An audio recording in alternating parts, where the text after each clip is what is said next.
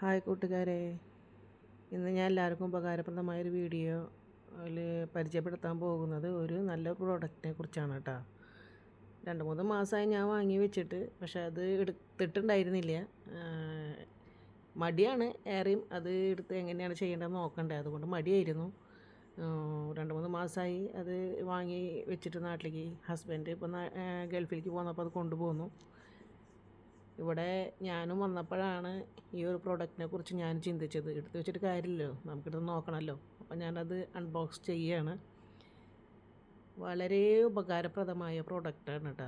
ഉപയോഗിച്ചപ്പോഴാണ് എനിക്കത് മനസ്സിലായത്. അപ്പോൾ ഒരുപാട് നല്ല ഒരു സെറ്റിങ്സോട് കൂടിയിട്ടാണ് കേട്ടോ, അത് നല്ലൊരു കവറിങ്ങോട് കൂടിയിട്ടാണ് അത് ബോക്സ് ചെയ്തിട്ടുള്ളത്. അപ്പോൾ ഞാൻ ഓരോന്നോരോന്നെടുത്ത് നിങ്ങൾക്ക് കാണിച്ചു തരാം. ഇതാണ് കേട്ടോ നമ്മുടെ റൈസ് കുക്കർ എന്ന് പറയും. ആദ്യത്തെ പോലത്തെ റൈസ് കുക്കറല്ല, ഇത് ഇലക്ട്രിക് റൈസ് കുക്കറാണ്. നമ്മൾ പെട്ടെന്ന് തന്നെ ചോറാവും. അത് ഞാൻ വഴിയെ പറഞ്ഞു തരാം. അതിലത്തെ ഓരോന്ന് ഞാൻ കാണിച്ചു തരാം കേട്ടോ. ഞാൻ തന്നെ വീഡിയോ എടുക്കുന്നത് കൊണ്ട് കാണിച്ചു തരുമ്പോൾ ഇത്തിരി ബുദ്ധിമുട്ടുണ്ട്. അതെല്ലാവരും സഹകരിക്കണം. അപ്പോൾ അതിൽ ഒരു അളവ് കപ്പൊക്കെ ഉണ്ട്. പിന്നെ ഓരോ പാത്രം ഞാൻ എടുത്ത് കാണിച്ചു തരാം.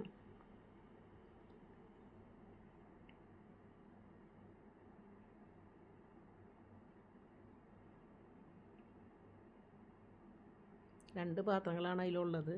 ഒന്ന് സ്റ്റീം ചെയ്തെടുക്കാനും, നമ്മൾ എന്തെങ്കിലും പച്ചക്കറികളോ സലാഡിന് വേണ്ടിയിട്ട് എന്തെങ്കിലും വെജിറ്റബിൾസ് കുക്ക് ചെയ്തെടുക്കണമെങ്കിൽ ആവിയിലത് വേവിച്ചെടുക്കാൻ വേണ്ടിയിട്ട് നമ്മൾ അതിൽ വെക്കുമ്പോൾ, ചോറ് അടപ്പത്തോട് അതിൽ വെക്കുമല്ലോ, വെക്കുമ്പോൾ അതിൻ്റെ മേലെ വെച്ച് കഴിഞ്ഞാൽ നമുക്ക് രണ്ടും കുക്കായി കിട്ടും. അപ്പോൾ അത് തുറക്കുന്ന രീതിയാണ്. അവിടെ ബട്ടൺ ഉണ്ട്, അത് പ്രസ് ചെയ്തിടണം തുറക്കാനായിട്ട്, എന്നാലേ അത് തുറക്കാൻ പറ്റുള്ളൂ. അടിയിൽ കണ്ട കറണ്ടിൻ്റെ ഒരു നല്ലൊരു ഭംഗിയുണ്ട്, കാണാൻ ഉൾഭാഗമൊക്കെ നല്ല ഭംഗിയുണ്ട്. നല്ല പ്രോഡക്റ്റാണ്, ലൈറ്റ് വെയ്റ്റ് ആണ്. അപ്പം നമ്മളത് തുറന്ന് കാണിച്ചു തന്നു. അതിൽ ഒരുപാട് സാധനം പിന്നെ കിട്ടിയിട്ടുണ്ട്. പാത്രം കണ്ട കോട്ടിങ്ങോട് കൂടിയിട്ടുള്ളത്, നോൺ സ്റ്റിക്ക് പാത്രം പോലെയാണ്. അതിൽ മെഷർമെൻറ്റൊക്കെ ഉണ്ട്. ചോറ് വയ്ക്കുന്നുള്ള വെള്ളം ഒഴിക്കുന്നതും ഒക്കെ അതിലുണ്ട് അളവ്.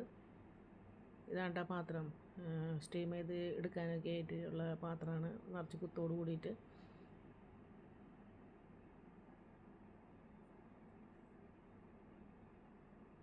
പിന്നെ അതിൽ മറ്റേത് ഗ്യാരണ്ടി കാർഡാണ്. അതിൽ ഉപയോഗിക്കേണ്ട വിധമൊക്കെ അതിൽ എഴുതിയിട്ടുണ്ട്, എങ്ങനെയൊക്കെയാണ് നമ്മൾ ഉപയോഗിക്കുക എന്നുള്ളത്. 2 കയ്യിലുണ്ട്. ആ കയ്യിലുകൊണ്ടാണ് നമ്മൾ അതിൽ ചോറൊക്കെ ഇളക്കുമ്പോൾ എടുക്കേണ്ടത്. നോൺ സ്റ്റിക്ക് ആണല്ലോ. നമ്മുടെ കയ്യിൽ ഇങ്ങനത്തെ കയ്യിലുണ്ടെങ്കിൽ നമ്മൾ പുതിയത് ഇതിന് എടുക്കണമെന്നില്ല. പിന്നെ അതിൽ നമ്മൾ കേബിൾ പ്ലഗ് ഉണ്ട്, അത് കുത്തിയിട്ട് നമ്മൾ ഒക്കെ സെറ്റ് ചെയ്യണം.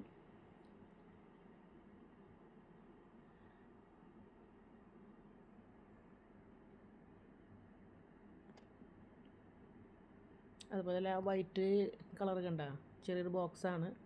അതിൽ നമ്മൾ അരി തിളയ്ക്കുമ്പോൾ പോകുന്ന നീരാവി വെള്ളമായിട്ട് താഴത്തേക്ക് പോവില്ല, അതിൽ വന്ന് സ്റ്റോറാവും. അപ്പോൾ താഴത്തേക്ക് നമ്മൾ പുറത്തേക്ക് യാതൊരു വക പ്രശ്നമില്ല, വെള്ളമൊന്നും അങ്ങനെ പോവില്ല. നമ്മൾ ആവിയായിട്ട് പോകുന്ന ഇതുണ്ടല്ലോ നീരാവി, അപ്പോൾ ആ പാത്രത്തിൽ വന്ന് കളക്ട് ആയിക്കോളും.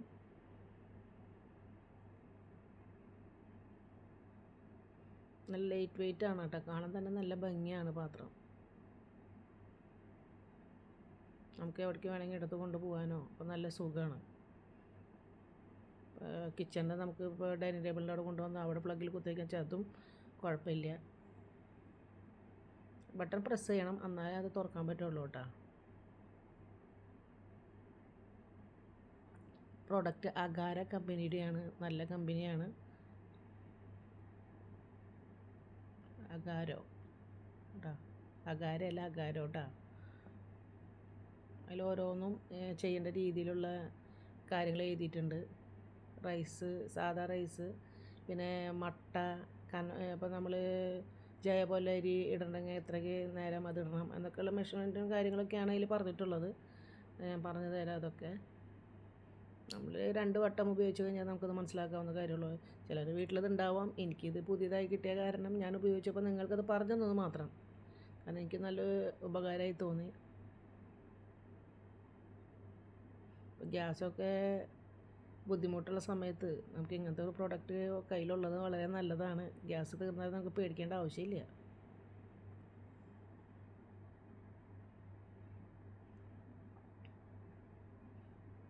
ഞാൻ എല്ലാം സെറ്റ് ചെയ്ത് വെച്ചു.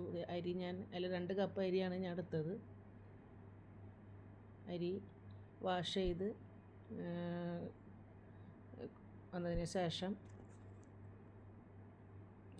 ഞാനതിൽ ഇപ്പോൾ 2 കപ്പ് അരിയാണ് ഞാൻ എടുത്തത്.